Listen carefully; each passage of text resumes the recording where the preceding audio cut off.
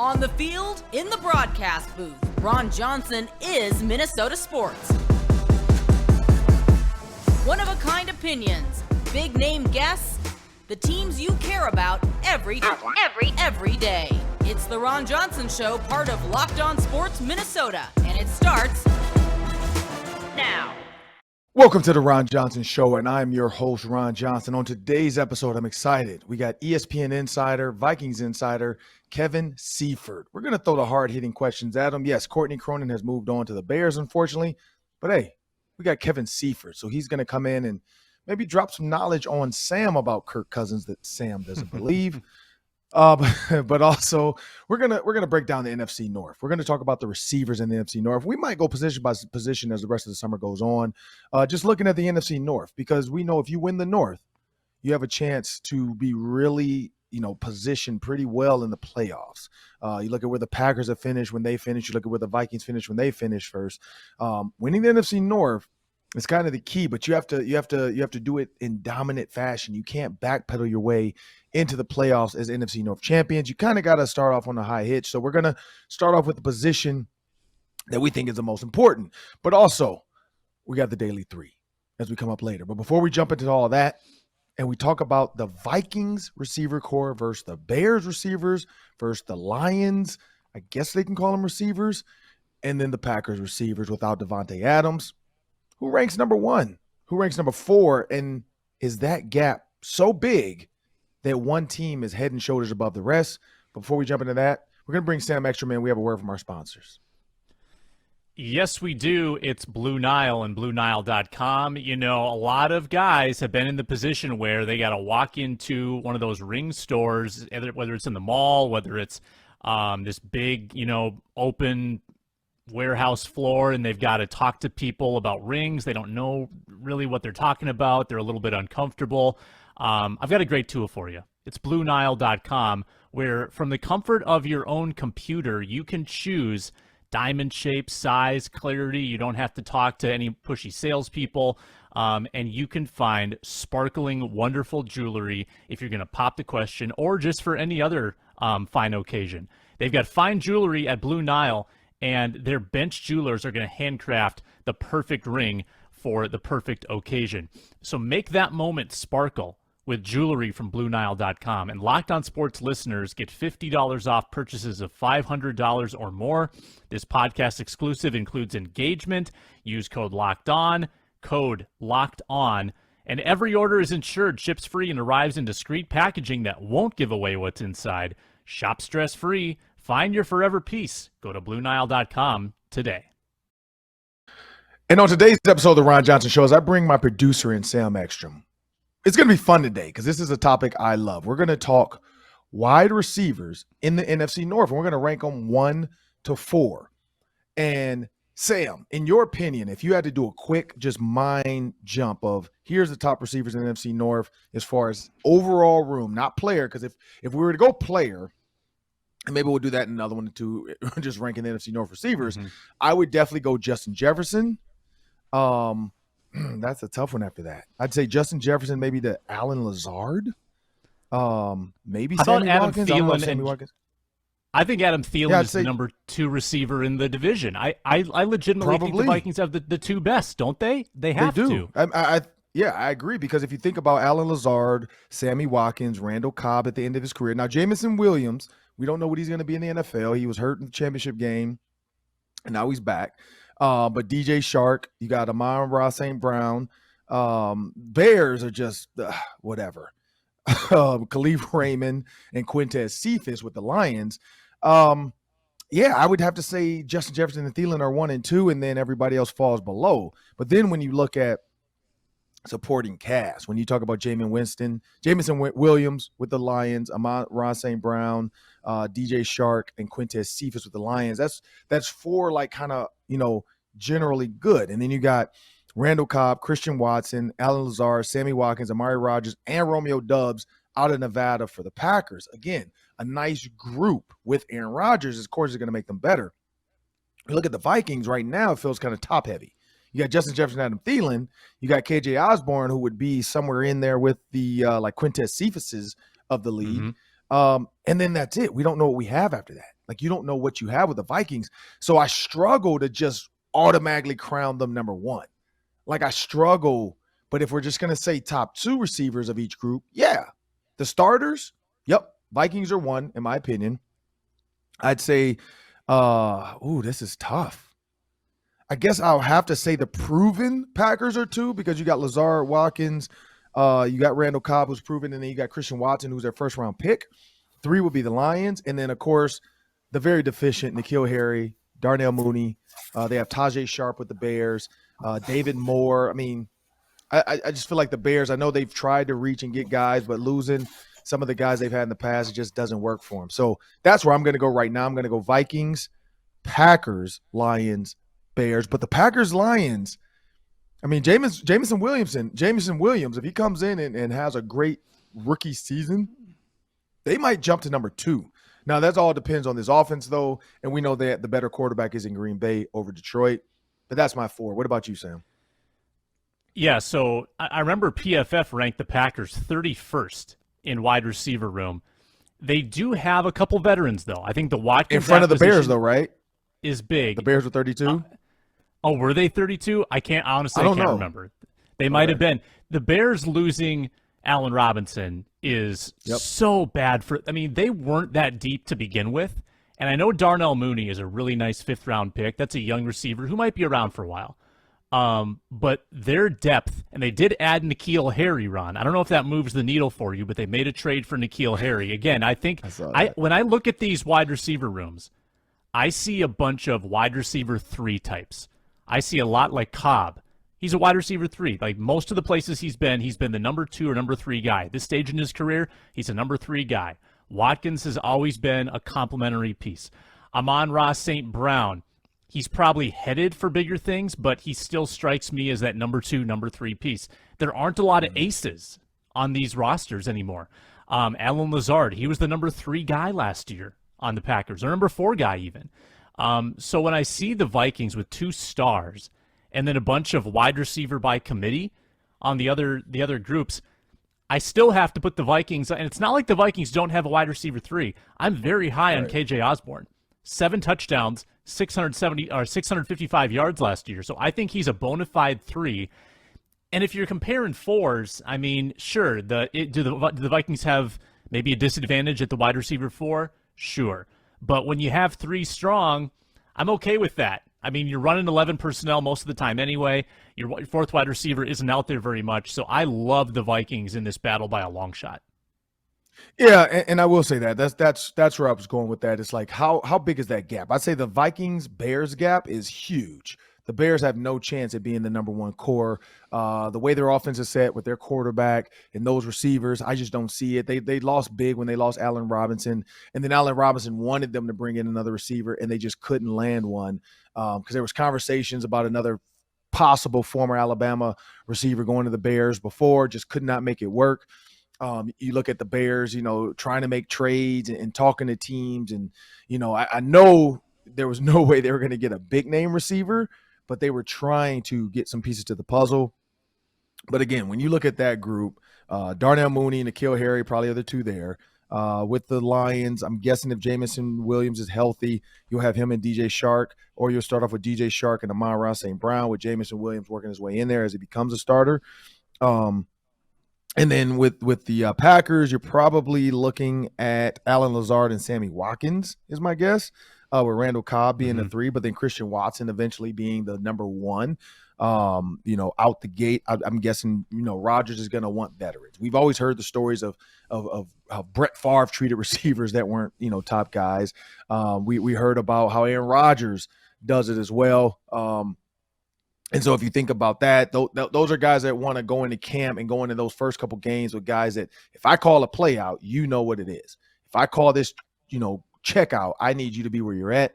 Aaron Rodgers, the money he took this year, lost Devontae Adams. It doesn't feel like he's going to come out and be all like kittens and bears and roses and happy. He's going to be trying to win some games. And so I don't think throwing a rookie out there with him right away is the way to go. But yeah, the Vikings are head and shoulders right now. But again, yeah, the Packers, so there's the thing about PFF. When you rank the Packers 31st, I get it. You're trying to, because they're trying to really hit on the fact that there's no more Devontae Adams. But in my opinion, watching Christian Watson at North Dakota State, now again, it's competition, it's different competition out there, but I think he'll be, just fine. You can't teach size. You can't teach speed. Like size and speed are just two things people have. You can teach ability after that. You can teach route running. You can teach scheme. Christian Watson is no way in close to a Randy Moss. But if you think about that, that was the knock on Randy Moss being at Marshall. Like, can he do what he's doing at Marshall in the NFL? Well, yeah, the Vikings, thank God, took a chance and said, yep, I think he can. 20 other teams said, get out of Marshall. I don't know if he's that good. I don't know if Randy Moss is as good because Marshall just doesn't play Florida State. They don't play Michigan and Ohio State. Like if Randy Moss went to Notre Dame, he would have been the number one. If he stayed at Notre Dame, if he stayed at Florida State, because we know he was both places, and we've heard the Chris Winkie stories about, hey, coach, you got to get him on the field. He would have been the number one overall pick in the draft. Like if he played at Florida State, like Peter Warwick, and did the things he did at receiver, at punt return, in that conference at the ACC, playing against Florida, playing in a big bowl game, playing in possibly a national championship, he's the number one overall player taken in the draft. So Christian Watson, we can't try to tone it down because he went to North Dakota State. I think he's a good receiver. But yeah, I'd say the Bears are for sure 4. I'd say the Packers and Lions are fighting for 2. And I'd say the Vikings are number 1 because, like you said, those top 3 are heavy. You got Justin Jefferson, you got Adam Thielen, and you got KJ Osborne, who's a very serviceable 3. From there, that's it. Whoever wants to be the 4, 5, and 6 with the Vikings, we'll find out during training camp. But that's your ranked 4 receivers. You guys let us know what you think. Like, comment. Please let us know. Locked On Sports Minnesota. This is the Ron Johnson Show. I'm Ron Johnson. That's Sam Ekstrom. And we'll be back. Kevin Seifert's coming up next. Kevin Seifert, we're going to ask him the hard-hitting questions. We're going to ask him who he thinks the best receiver in the NFC is, NFC North. And then also who's some 1s and 2s in the NFC North as well. And what can this season look like for Kevin O'Connell? Coming up next on the Ron Johnson Show. And now on the Ron Johnson Show, as promised, we have Kevin Seifert, insider for the Vikings, ESPN beat writer. You guys had Courtney Cronin earlier. You know who she is. She's now moved on to the team that sucks with the Bears. Sorry, just joking. They're okay. But we now have Kevin Seifert. He's a part of the championship mantra beginning of Kevin O'Connell. Kevin, welcome to the Ron Johnson Show. When you first walked onto campus and you start to kind of feel the aura, like Dave Chappelle being Rick James, you felt the aura of Kevin O'Connell around the building. What does it feel like around the building, just being around that staff of Kwesi and Kevin O'Connell and these new coaches? What is the vibe like around there? I guess the best way to put it is it feels like the temperature has been brought down considerably in the building, whether it's the football side, the business side. I wasn't out there every day under the Zimmer Spielman regime. And, it's not unusual for people who work together for a long time to start grading on each other, and for that, sort of relationship to spur out throughout the building. And so by all accounts, it was a pretty tense place. It was a pretty, joyless place there for a little while. And they very intentionally tried to create a different atmosphere. And they certainly hired 2 people. And I think Kwesi will have a lot to do with the culture as well as Kevin O'Connell. But they 2 people who are very different personalities from their predecessors. And so the immediate impact has been, I think people are a little looser. I think people are feeling a little bit more empowered and more ownership in the direction of the franchise. And you could say, well, that's what people always feel like in the beginning of a new regime. But I've been at places, and I'm sure, Ron, you've seen this as well, where the opposite is true. They hire people to kind of lay down the law and create a quasi-military situation that scares people into playing well and coaching well and doing everything else well. And those don't usually turn out too well, I don't think. And so this is that's my impression, is that the temperature is lowered. It's a looser place. Ultimately, it'll the success or failure may or may not have anything to do with that that sort of atmosphere, but that is certainly the first impression when you walk in the door or on the field. Yeah, and the players. I mean, when you see them at practice now, you can kind of see from it's a different era. I mean, when I played, we didn't have social media. We didn't have a social media Yeah. team. Now you can see even on social media the players' personalities maybe being a little bit more loose. Guys having a little bit more fun at practice. And again, like you said, it's different. It's like going from McDonald's to Burger King. It's the same thing. It's just different. If you eat McDonald's every single day and all of a sudden you're like, oh man, it's nothing's getting different, nothing's better. And then you get Burger King, you're like, oh man, this is a little bit different. Or Chick-fil-A. So I think that's what it is. It's different. As this difference take place, because Kwesi said something to me that I thought was powerful. He said, yeah, we can change the culture, but does that equate to wins? What does that mean for Kevin O'Connell? And what can this team do from day one? Like first game, preseason's done, they made the roster. What can be different as far as equating wins on the field that maybe Mike Zimmer didn't truly understand when you think about the offense versus the defense standpoint of this team? Yeah, and really that's what they've done, because when you look at the roster and you look at sort of the makeup of the team and the moves they made in the offseason, they didn't blow anything up. They're basically – there's some changes, but for the most part, it's the guys they had last year in the key positions that they're hoping can lead them. I'm sure you guys have talked a lot about that, and I think so that puts the pressure on the coach and the coaching staff. Like that, the implication is that with a different set of eyes and a different approach and a different strategy, that's what will be the difference between an 8-9 team and a 10-7 team or 11 and 6 team or what have you, that makes the playoffs. And so I think the big thing will be can they sort of execute a shift in the identity of what makes the Vikings win? Because throughout the Zimmer era, no matter what the quarterback stats were, the idea was that defense and running game were going to be the things that led them to victory. That's how they built the teams. That's how they coached and call plays for the most part. And that, I don't think, is what, the general assumption that around the NFL about how you win is anymore. And so O'Connell sort of personifies the idea that, be aggressive passing early on. You're going to have a running game, but you're going to take advantage of all the NFL rules that are set up for you to be able to throw the ball, better than the defense can defend you on doing it. With the quarterback and the receivers they have and the running backs, out of the backfield that they have and the skill players, they're set up to be able to do that. And so what can he do, right out of the bat is set the tone that say, here, we're going to win. The Vikings are going to win because the offense is going to hold the ball and score a lot of points. And it sounds simple, but that was not very consistent over time in the sort of the last few years of the previous era. And so it doesn't sound complicated, and it's not. It's just a matter of can they make that shift early on in the season in order to hit the ground running. Yeah, and I've talked to a few current players. I've talked to a few former players, and you hit the nail on the head with the offense. I mean, I've had players tell me they felt like the offense was second fiddle. We have players on record on TV saying, they didn't interact with Mike Zimmer because they were on the offensive side of the ball. Yeah. Like, hey, I haven't seen Mike Zimmer in, X amount of days. Like, I saw him at practice, but that's it. Like, I don't see him in the building. He doesn't come to my meetings. So I think that is going to be a big different focus where you're going to see Kevin O'Connell, of course, in all the offensive meetings, with the position groups of the offense, because that's his thing. Defensively, I think defensive guys don't care about their head coach being around. They know their job. We got to stop the other team. They don't need to be coddled, handheld. It's just a different mindset on defense than it is on offense. Defensive guys are assassins. Offensive guys are prima donnas.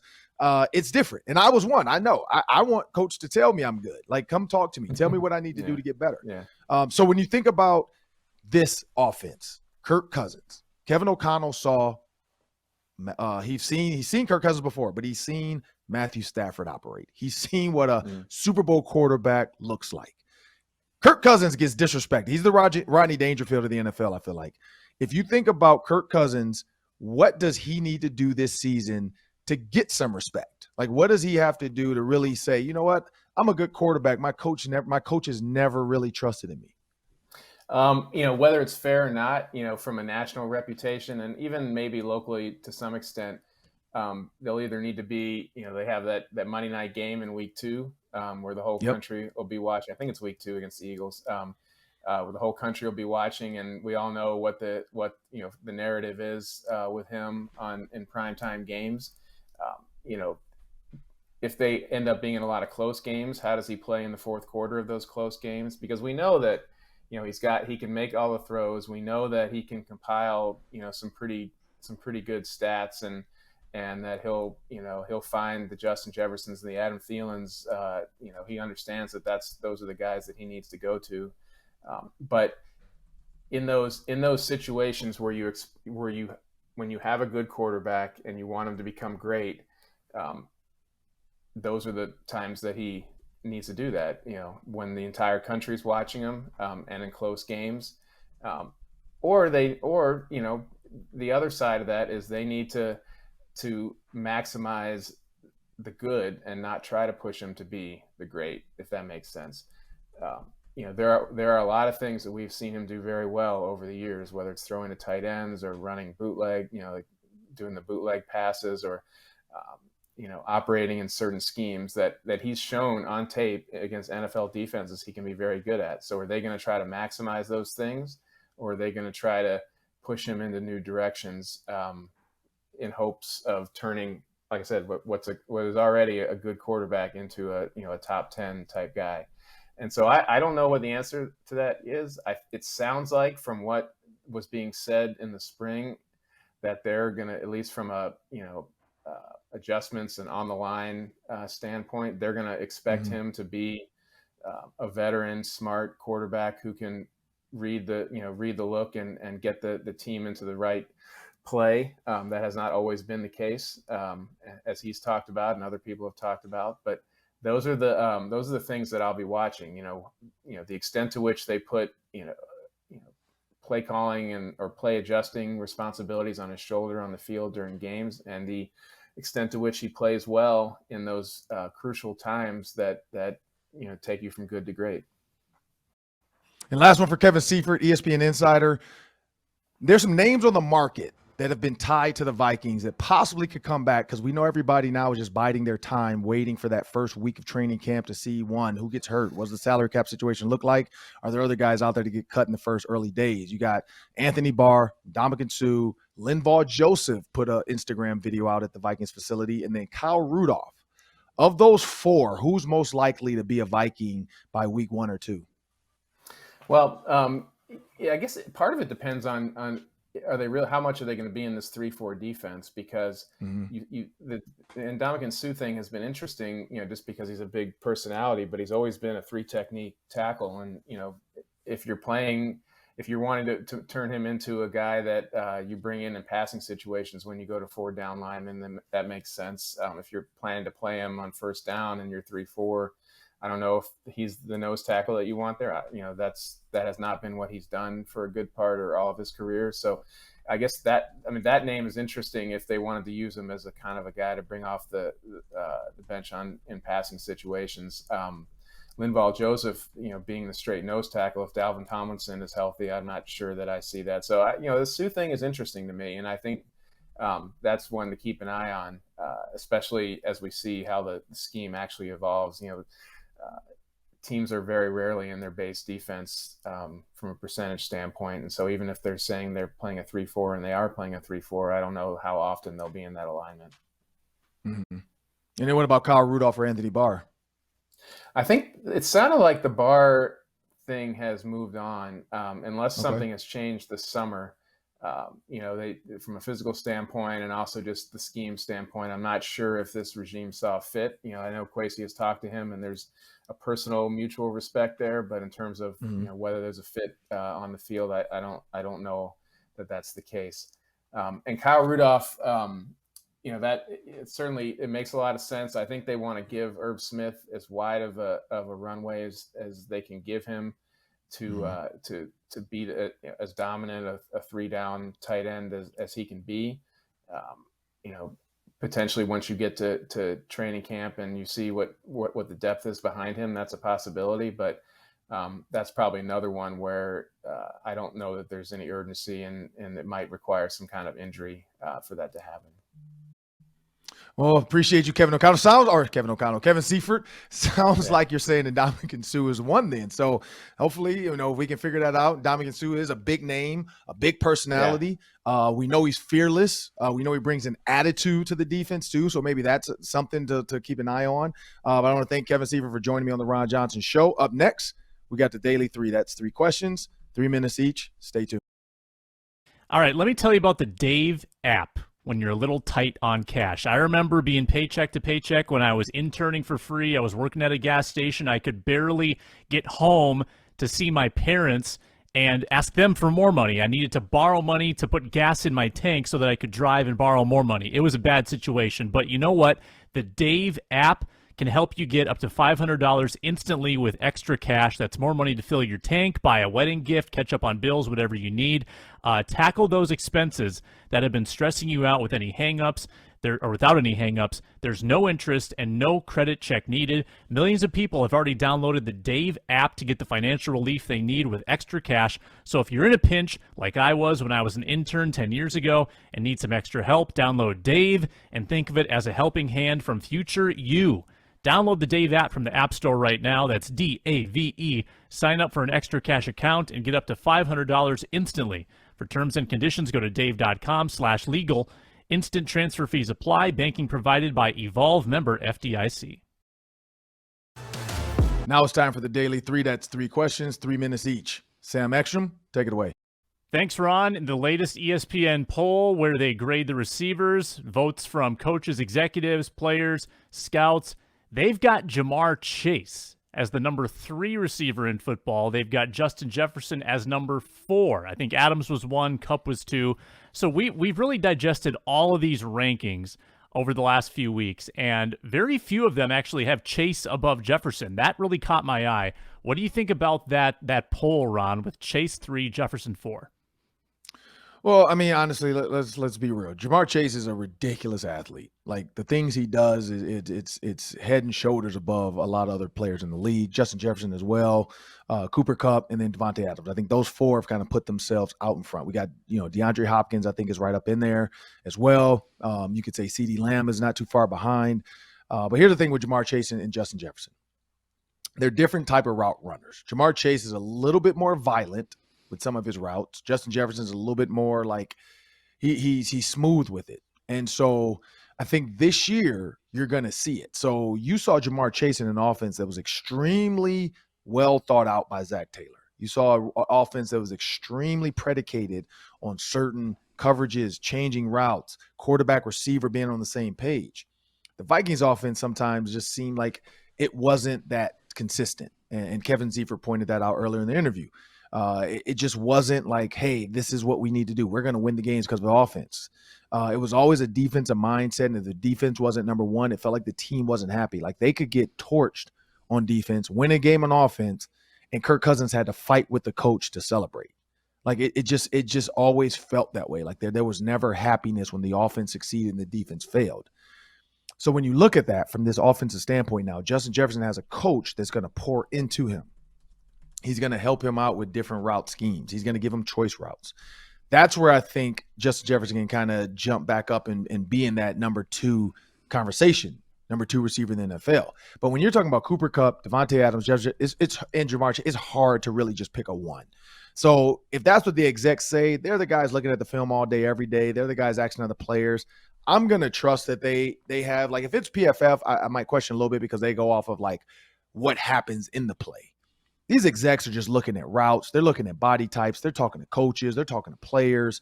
They're talking to the scouts. Like, at that point, like, I'm going to trust that they know why they're saying what they're saying. And so I'm going to say that's fine. I mean, I think this season is going to play out. We'll see of those 4, but it's going to be a fun season to see what those 4 do. Yeah, it's going to be fun to watch Chase and Jefferson vie for that top receiver status for many years, because I think they're going to be, at some point, probably 1 and 2. Chase had a better rookie year than Jefferson, stat-wise. I mean, Jefferson, I think broke the NFL record, and Chase beat it. So it's going to be awesome to see what kind of leap he takes in year 2. The Open Championship, Ron, it's no longer the British Open. It's the Open. It's in Scotland at famous St. Andrews. And here's the latest. A lot of America has not even woken up yet. Tiger Woods is 11 shots back. The leader is -8. Tiger Woods has already double bogeyed and bogeyed. He's +3. So he's 11 back, and the day is barely started. Is Tiger Woods even going to make the cut? Is this going to be another sad, kind of deflating performance for Tiger? Well, the one thing about the cut, we know it's on the curve. So can these guys keep shooting at the clip they're shooting at to push the lead out there? Maybe. Like maybe the weather is working for him. Maybe the conditions fit. Tiger Woods he probably won't make the cut. Like if you're already 11 shots back this early, now again, it's early though. He's only, like you said, it's only early into the round. So golf is one of those things like any other sport. You can get hot. Like Steph Curry, I think went 0 for whatever in the first half of a game and then came back and scored 30 in the second half. 0 for on threes, not points period, but for threes, and then comes back in second half. But he's also gone games where I think Steph Curry finished one game like 1 for 17 from three. So great players do have that. The difference in Steph Curry and Tiger Woods, Steph Curry is still in his prime. Tiger Woods is probably on the backside of his career. So can he turn it around and birdie this thing to make it competitive and get fans interested in Tiger Woods? Maybe. But likely, probably not, because golf becomes mental. Like if you're all of a sudden aiming too far left and then you think you need to fix it by aiming right and then you go too far right, it's like a kicker says. Sometimes it's just in your head. And if the club's not hitting the ball the right spot, the right way, the right timing, it's just off. And then all of a sudden you're second guessing every swing. You're second guessing every next shot. You're not playing the way you would. Like Tiger Woods would attack pins. Now he's, maybe say, let me just get on the green somewhere and try to make a putt and 2-putt this for par. If that's the case and he's not really attacking the pins, I don't see him making the cut. Yeah, I just don't think that the weather in Scotland is conducive to Tiger's body. Like Tiger takes so much effort just to get loose. He's got the back issues. Now he's got the leg issues. It's so hard for him to be limber enough to play competitive golf. And when you've got to cope with 20, 25 mile an hour winds and it's chilly, I don't know if he can be loose enough to play at a high level. I know he's won in this course twice before, but it's a hilly walk. I mean, it's flat, but you've got to walk around these like undulations for 72 holes for a full tournament. That's just a lot on his body, and to have to deal with the wind and the conditions in Scotland, I don't think he's going to put up much of a fight. 11 back, I know it's day one, but when you're chasing that kind of deficit, it's going to be tough for him to make that up. Now, from the looks of it, he teed off at the wrong time today. He teed off late when the conditions were worse. The guys that got off the tee early are the ones who posted the good scores. So tomorrow, Tiger tees off early. Maybe things will be different. Last question for you, Ron. This is kind of a different one. So the Twins played yesterday, and they won in dramatic fashion, a walk-off win against the Brewers. The game was streamed on YouTube exclusively, and this is something that baseball is doing now. They've got some games on Apple TV. They've got some games on YouTube. The NFL is going to have some games on Amazon Prime. Ron, 20, 30 years from now, do you see sports just being streamed exclusively? No more TV, no more NBC, no more Fox. Is it just going to be streaming rights? Well, I mean, no, I don't see that. And I was trying to look up the score of that streaming game to see if it was even so the Twins got it 4-1, like you said. But here's the thing about this. I get it, but no. TV's never going away. Why? Because Jerry Bruckheimer and Dick Wolf. Those guys make too many shows for TV to just go away for sports. Like it's one of those things where the championships, the Super Bowl, all that stuff, like those things have to be on TV. Like they can't stream those, because if you do it that way, and this is the problem with America, so many people feel like this is the way to do it. Like X is the way to do it. There's not a lot of people that have all the additional things. Like I think we forget that there's households without computers. There's households without tablets. Like we are blessed enough to be able to have those things. But if we start to become a world where we just think everybody has a tablet, everybody has a cell phone, everybody has a computer. Like I know there's schools where kids go home and they can't do homework until they're back at school if it's a computer need, or they have to go to the library to enter a project. Like that's just not something people have. Like, people don't have that. And so if we're going to assume that they just have these things, that's going to be the problem. They can't stream the games if they don't have a computer. But some people have basic TVs that are cheap. You can get a nice 32-inch TV for $80 now. And they have just an antenna service. Then we're talking. Like, I can see that. That's going to stay on TV. If we get to a world where all of a sudden internet's becoming a little bit more accessible and people are getting more internet TVs, and internet TV cost has gone down because a lot of those internet TVs and app TVs aren't all cheap. In that case, then yeah, and then if the apps become a platform where everybody can get them on every TV, because right now, if you get a certain TV, you have certain apps you can't get. But yeah, I do see it coming, like more games streamed. When it comes to baseball, when it comes to some of these basketball games, some of these hockey games, there's a long season. Football, I don't see it. 17 games. I think Yahoo, I know, is trying that with their deal. And forgot the other company that was Amazon, was airing games overseas. So I could see those platforms, but no, I don't see it going strictly online, because that just would be a dumb marketing mistake, because TV and commercials are still huge. Yeah, I mean, I think down the road, I think that you'll be able to just flip to Apple, flip to Netflix as easily as you do ABC or NBC now. So they all might sort of be in the same package or what have you, or format. So it's going to be easier to access those things, but it's definitely trending that way. Maybe not going there exclusively. Yeah, no, I can see it going that way. I know people want the games on the go. People want it on their tablets. People are a lot of people are cutting the cord too. So I get that. Like, if that's a way, but I mean, before we do that, we got to make sure that we're not just, think about grandma and grandpa. They're not going to stream these games.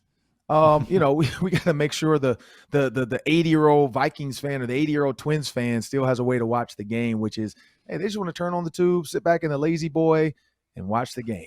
But that'll do it for the Ron Johnson Show today. I'm Ron Johnson. That's Sam Ekstrom. That was Kevin Seifert. We want to thank you guys for continuing to support, download, subscribe, share us. This is the Locked On Sports Minnesota Podcast Network, and I'm Ron Johnson. This is the Ron Johnson Show. Have a great day.